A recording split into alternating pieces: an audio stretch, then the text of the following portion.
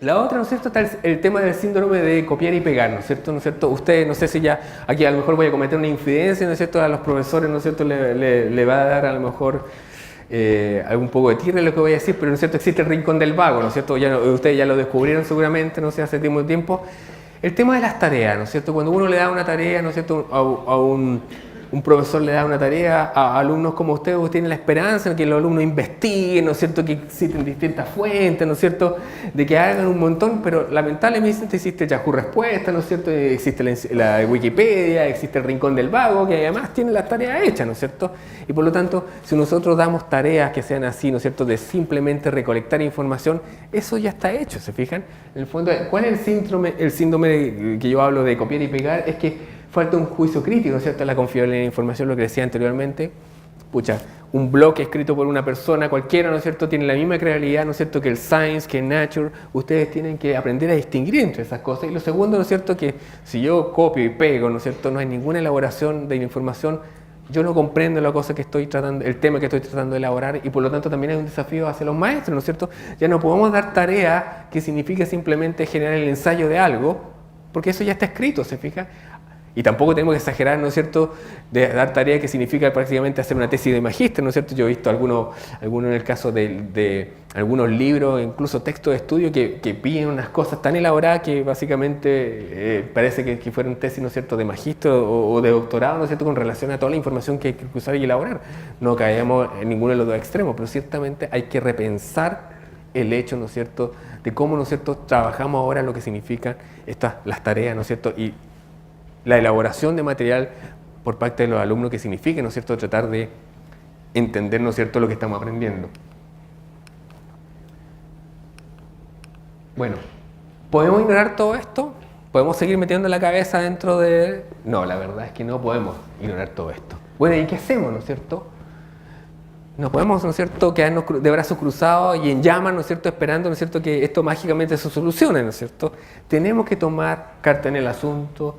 Y lo que quiero discutir ahora es algunos ejemplos de cómo en el fondo estas tecnologías son, por un lado, una amenaza, ¿no es cierto?, y una oportunidad a la vez. Son una amenaza, ¿no es cierto?, porque como les mencionaba antes, son un multiplicador de efectos, tanto positivos como negativos.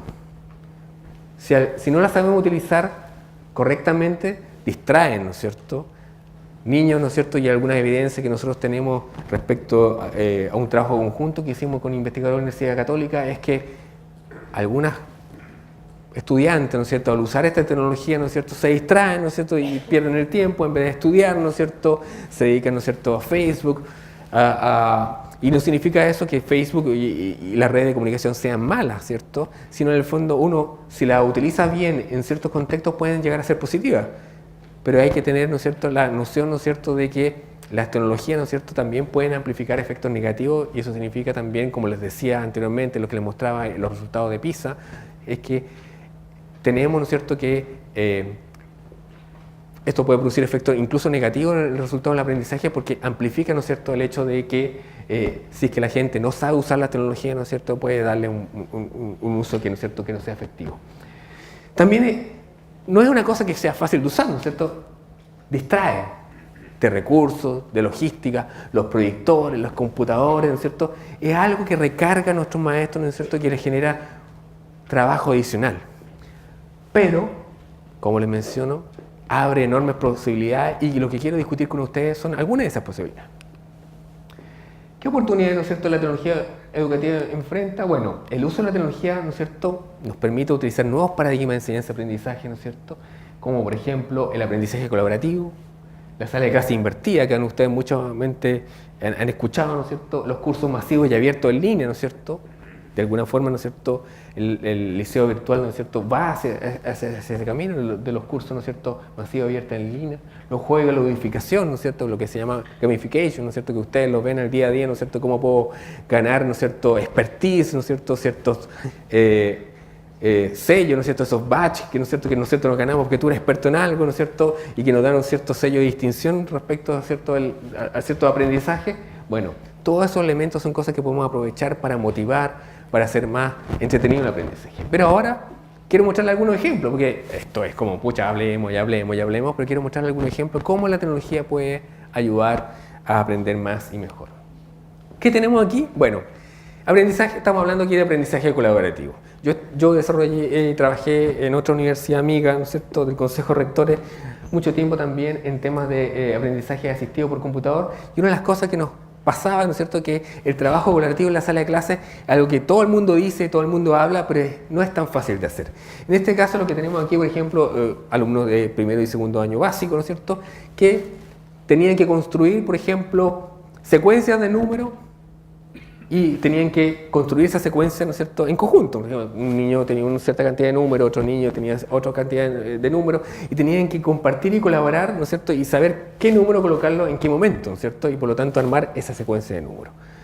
También palabras, pueden ser sílabas, ¿no es cierto?, que tú puedes armar ciertas, a través de cada uno tiene su sílaba, ¿no es cierto?, puedes armar ciertas palabras, y la pregunta es, ¿qué pasa en la sala de clases muchas veces cuando tratamos de hacer una actividad como esa, solamente utilizando papel y material concreto normal, por decirlo así?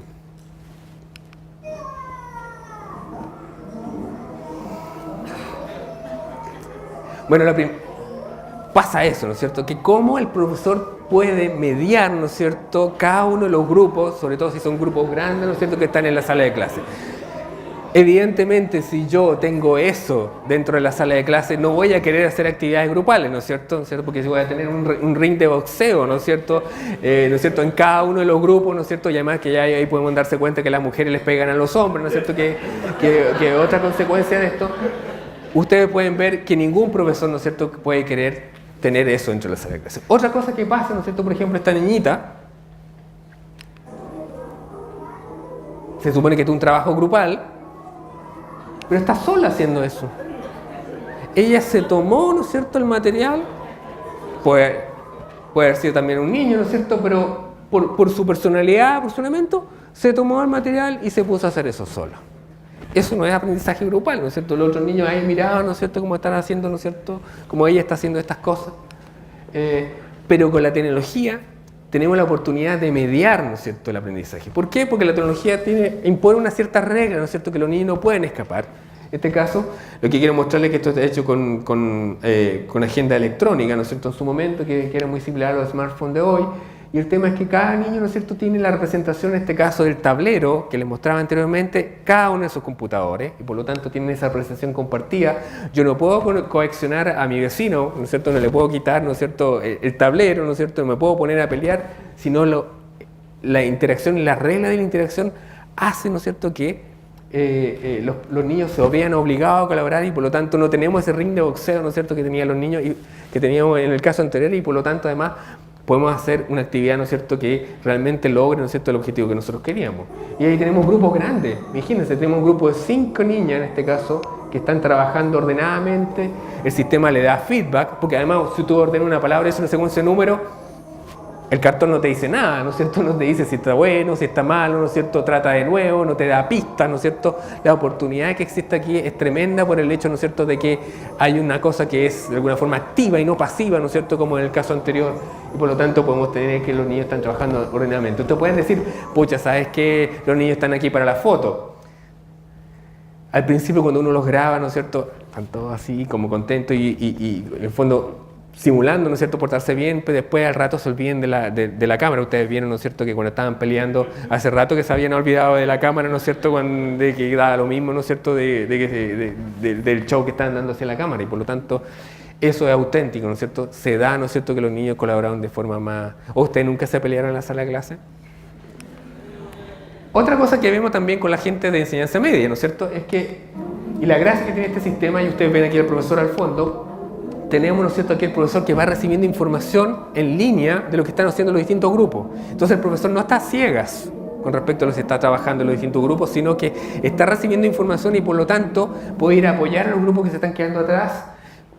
Esto es peligroso, ¿eh? Sí, me voy a acoplar en cualquier momento con cualquier micrófono. Puede ver cuáles son los grupos, ¿no es cierto?, que está trabajando, que se están quedando atrás, que tienen muchas respuestas negativas, y por lo tanto puede ir a ayudar y saber, ¿no es cierto?, qué está pasando. Esto tiene un sistema que es una especie de matriz, que, ¿no es cierto?, que va viendo las distintas preguntas que van resolviendo los alumnos y puede ver, por ejemplo, si es que hay una pregunta en que en particular a todos los grupos les cuesta. Y por lo tanto puede decir el profesor, ¿sabes qué? Puede parar la actividad y puede decir, ¿saben qué? Repasemos el contenido, ¿no es cierto?, que estamos haciendo porque es necesario, ¿no es cierto?, nos damos cuenta que la clase, ¿no es cierto?, no ha entendido un cierto concepto, es importante reforzarlo, o puede ir a un grupo específico, ¿no es cierto?, y contar, y por lo tanto el profesor tiene una retroalimentación, recibe una cantidad de datos que nos permite, ¿no es cierto?, en el fondo tener una clase que sea más significativa para los alumnos, porque los alumnos pueden en el fondo aprender más de eso. Y finalmente, un ejemplo que tenemos, ¿no es cierto?, en Inglaterra, vamos a ver si funciona este video, funcionó, que estos niños no colaboran entre ellos. Las máquinas asignan aleatoriamente el trabajo de los grupos. Y ustedes ven aquí que hay un niño de color y aquí este niño blanco, ¿no es cierto? Y este niño no se juntaba con este otro. ¿Por qué no? Pues yo no me voy a juntar con ese niño. Pero como la máquina, ¿no es cierto?, que asigna aleatoriamente los grupos y tú no le puedes decir, oye, profesor, ¿sabes qué? Siéntame con este niño porque yo no quiero, ¿no es cierto? No, porque ahí tú le puedes decir, ¿sabes qué? La máquina lo asignó y así es, yo no puedo hacer nada, ¿te fijas? Y tú obligas a colaborar con gente que no trabaja normalmente. Uno puede decir, ¿sabes? Esto es un caso extremo, ¿no es cierto? En el sentido de que, pucha, que es un tema racial, una cosa que no, esto en Inglaterra. Pero también tiene que ver con niños que algunos son amigos en la sala de clase, ustedes saben que se producen distintos, hay algunos que son más, ¿no es cierto?, más amigos que otros, pero si se juntan los mismos siempre, no hay otro punto de vista que yo pueda conocer, ¿no es cierto? No me ayuda a acercarme al compañero. Y esta tecnología también ofrece una oportunidad para cerrar estas brechas también, no solamente la brecha, ¿no es cierto?, por decirlo así, de uso-aprendizaje, sino también la brecha que significa, ¿no es cierto?, también conocernos y disminuir las brechas sociales que hay dentro incluso de la sala de clase. Para ir más rápido, ¿no es cierto?, la gracia, ¿no es cierto?, que nos ofrece este sistema de sala de clase invertida está el hecho de que el modelo tradicional nos dice, pucha, el profesor, aquí como yo, le estoy dando unas clases positivas, ¿no es cierto?, y menciono ciertas cosas y ciertos conceptos. El modelo de clase invertida hace que ustedes, por ejemplo, pudieran estudiar esas cosas en la casa a través de un video, a través de distintos material, como el que ofrece el liceo virtual, ¿no es cierto?, y le ofrece la oportunidad al profesor de ocupar ese tiempo en la clase que usaría, ¿no es cierto?, enseñando en la sala de clase, a hacer otro tipo de actividades de investigación, actividades, ¿no es cierto?, de trabajo grupal, en el fondo que los alumnos pueden sacar mayor provecho. ¿Qué importancia tiene esto? Es que en el fondo que cuando uno data una tarea, y como uno no tiene mucho tiempo de corregirla, ¿no es cierto?, el feedback que puede dar es muy poco y por lo tanto al final las pruebas se transforman en una autopsia, ¿no es cierto? Pucha, tú no supiste algo, te puso un 2 y cómo tú en el fondo vuelves a aprender esos conceptos que no entendiste, ¿no es cierto? Al final eso pasa, ¿no es cierto? Y finalmente no es posible volver atrás. El hecho de tener una sala de clase invertida nos da la oportunidad, ¿no es cierto?, de poder, ¿no es cierto?, concentrarnos, ¿no es cierto?, en lo que el alumno no entendió, porque el hecho de, básicamente el proceso de enseñanza, ¿no es cierto?, se realiza fuera de la sala de clase y por lo tanto lo que podemos hacer dentro de la sala de clase es un proceso de actividades, ¿no es cierto?, que nos permita saber qué está ocurriendo con nuestro alumno y por lo tanto tratar de reforzar los conceptos que no se entendieron, ¿no es cierto?, que no se aprovecha esa oportunidad porque estamos, ¿no es cierto?, ocupando gran parte del tiempo en lo que significa, entre comillas, pasar la materia versus, ¿no es cierto?, realizar actividades, ¿no es cierto?, como esta que permiten en el fondo discutir y aprender efectivamente, ¿no es cierto?, las cosas que estamos aprendiendo. Aquí hay un ejemplo, ¿no es cierto?, de una sala de clase invertida, ¿no es cierto?, donde tenemos actividades, esta gente ya más adulta, ¿no es cierto?, que están haciendo, ¿no es cierto?, mapas, generando material concreto, ¿no es cierto?, una experiencia de aprendizaje que, ¿no es cierto?, que tiene que ver, ¿no es cierto?, con algo que es más de hacer, ¿no es cierto?, y por lo tanto como es más de hacer, cognitivamente es más fácil de, ¿no es cierto?, de internalizarlo, ¿no es cierto?, uno más recuerda las cosas que enseña a otro, ¿no es cierto?, que hace, que con respecto a las cosas que, ¿no es cierto?, que aprende en una clase expositiva tradicional. Bueno, todos estos nuevos paradigmas, ¿no es cierto?, avances hacia aumentar la personalización y el compromiso del aprendizaje, ¿no es cierto?, podríamos llegar, ¿no es cierto?, hasta ajustar el ritmo, el enfoque y conectarnos con la experiencia e intereses del aprendiz, ¿no es cierto?, y a eso la oportunidad que nos ofrece la tecnología es avanzar hacia la analítica del aprendizaje, lo que se llama en inglés el Learning Analytics. Y la analítica de aprendizaje tiene básicamente tres, ¿no es cierto?, tipos, ¿no es cierto?, que son la analítica predictiva, cuatro, no sé contar, predictiva, adaptiva, redes sociales y análisis del curso, pero lo más interesante es esto, que a partir de la información que yo recopilo de las distintas actividades que realizan los alumnos a través de estas aplicaciones o elementos similares, yo puedo, por ejemplo, predecir la trayectoria del estudiante. Eso utiliza técnicas de inteligencia artificial y algo que nosotros estamos trabajando en el Centro de Investigación Avanzada en Educación. Adiós. Pucha, me demoré mucho, se tienen que ir. Que nos permite, ¿no es cierto?, clasificar la trayectoria del estudiante y sobre todo eso nos permite levantar sistemas de alerta, ¿no es cierto?, que nos permiten en el fondo ver si un estudiante tiene, por ejemplo, un riesgo de no aprender cierto contenido, no aprender, ¿no es cierto?, incluso el riesgo de desertar, ¿no es cierto?, o de repetir un curso. Y eso nos permite en el fondo a los profesores tomar acciones correctivas de reforzamiento para realizar eso, ¿cierto? Adaptativas, ¿no es cierto?, que nos permiten en el fondo, por ejemplo, recomendarle al alumno otros mecanismos de aprendizaje, ¿no es cierto? Por ejemplo, en vez de ver un video que enseña de una cierta forma, ¿no es cierto?, un cierto contenido, ¿sabe? Decirle, pucha, de la forma que este alumno aprende, yo puedo recomendarle otro método, ¿no es cierto?, de otro video que vea ese mismo contenido de otra forma y por lo tanto todo eso a través de la información que se recopila a través de la información que los alumnos hacen. Redes sociales, ¿no es cierto?, que tiene que ver cómo en una plataforma como en el liceo virtual, ¿no es cierto?, los distintos alumnos cooperan entre sí y uno puede detectar cuáles son los alumnos que cooperan más, cuáles son los alumnos que cooperan menos y por ejemplo si hay ciertos alumnos que de alguna forma están aislados, ¿no es cierto?, del resto de sus compañeros y por el fondo uno podría decir, ¿saben qué? Este es un alumno que a lo mejor nosotros necesitamos hacer ciertas cosas con él porque no interactúa, ¿no es cierto?, no postea, no tenemos idea qué está pasando con él y por lo tanto es importante, ¿no es cierto?, que de alguna forma, ¿no es cierto?, le demos más feedback.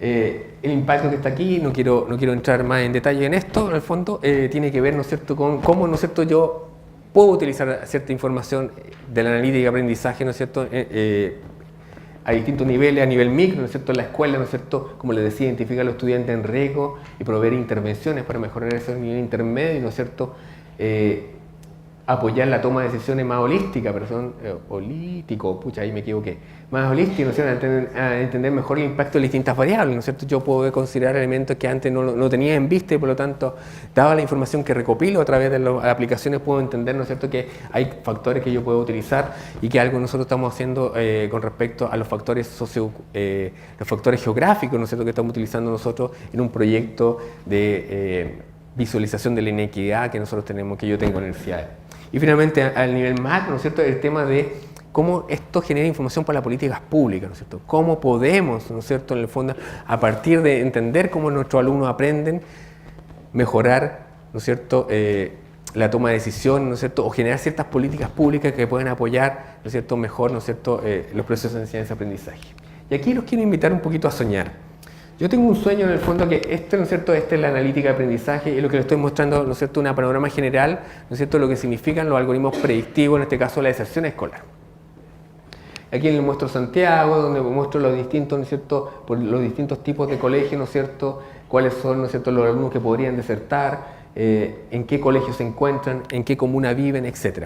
Yo me imagino un siguiente mundo, un mundo en el cual nuestros alumnos no tengan texto de estudio, trabajen con los profesores, pero tengan aplicaciones. Y esas aplicaciones de alguna forma recolecten información. Una información que podemos asociar a cada estudiante, en forma anónima, ¿no es cierto?, personalizada y que pueda entender cómo aprenden nuestros estudiantes. Si podemos colectar esa información, que pueden ser de tipo de aplicaciones de tipo formativo, no necesariamente una prueba, ¿no es cierto?, sino aplicaciones formativas en las cuales yo puedo ir desarrollando distintos conceptos, puedo ir viendo las trayectorias de los estudiantes, dónde se equivocan, puedo en el fondo recolectar información en línea y puedo en el fondo entender cómo cada uno de los alumnos de cada una de las ciudades, de cada uno de los lugares de Chile van aprendiendo y van avanzando. Y puedo entender en el fondo qué alumnos se van quedando atrás, en qué elementos se van quedando atrás y puedo diagnosticar por alguna forma las brechas, ¿no es cierto?, de aprendizaje que se van produciendo en los distintos sectores. Si yo tengo eso, ¿para qué necesito evaluar a nuestro alumno constantemente con pruebas estandarizadas? ¿Para qué necesito el CIMSE? Si yo podría tener una información en línea, ¿no es cierto?, de toda la información. No estamos diciendo que el CIMSE, ¿no es cierto?, no se necesita información que nos alimente de cómo hacer políticas públicas, pero se podría hacer de otra manera. Otra información que, ¿no es cierto?, que no agobie a nuestras escuelas, que no agobie a nuestros profesores, ¿no es cierto?, a nuestros estudiantes, ¿no es cierto?, compensar en la prueba, sino también de recoger información en forma automática y nos permite generar datos para las políticas públicas. Por eso es muy importante entender, por ejemplo, si es que los alumnos saben aprender fracciones, por dar un ejemplo, y es un problema generalizado en todas las regiones del país, yo podría decir, ¿saben qué? Necesito de alguna forma apoyar más a mis profesores en enseñar las fracciones, puedo generar políticas, ¿no es cierto?, para pensar en cómo con la Facultad de Educación podemos trabajar en conjunto para desarrollar nuevas metodologías, ¿no es cierto?, y enfatizar este problema, ¿no es cierto?, de la formación docente de cómo enseñar fracciones. toda esa información y toda esa riqueza nos dan el potencial de la analítica de datos y algo que nosotros no podríamos tener si no tenemos la tecnología de información. Hacer eso en papel es muy difícil, ¿no es cierto? El SIMS es algo que ahora se aplica en papel, ¿no es cierto? Es costoso, dificultoso, ¿no es cierto? Podemos buscar métodos que estén alineados con lo que está pasando en la sala de clase, pero sin alienar, por decir así, la sala de clase, ¿no es cierto? Que la gente no esté preocupada de la evaluación, sino que sea algo que fluya de forma natural, ¿no es cierto? Lo que se está haciendo a partir del trabajo diario con los estudiantes. Bueno, como conclusión, como para terminar, ¿no es cierto? Y no se me vaya más gente, quiero decirles, ¿no es cierto?, que nosotros deberíamos buscar con la tecnología. Deberíamos buscar que todos estos temas que vemos aquí, estos nombres que le ponen a las cosas, vayan desapareciendo, ¿no es cierto? Que no hablemos de e-learning, de TIC, de transformación, sino que finalmente lo que trabajemos y que lo que pensemos en hablar es no de la tecnología en educación, sino fundamentalmente de la tecnología de la educación. Y que, ¿no es cierto?, que la tecnología al final sean como las gafas, ¿no es cierto?, que sean necesarias, ¿no es cierto?, que nos permitan ver mejor, pero, ¿no es cierto?, en algún momento no olvidemos que las tenemos puestas, ¿no es cierto? Y la tecnología de alguna forma tiene que avanzar a eso, algo que no sea un tema, ¿no es cierto?, que lo utilicemos como herramienta, así como utilizamos, ¿no es cierto?, la silla, el pizarrón, porque nosotros hablamos de tecnología basada en pizarrón, ¿no es cierto?, nos hablamos de tecnología basada en silla, incluso hablamos de tecnología basada en oxígeno, ¿no es cierto?, porque todos necesitamos oxígeno para respirar, sea algo transparente que nos permita en el fondo avanzar y utilizarlo como una herramienta más dentro de la sala de clases. Muchas gracias.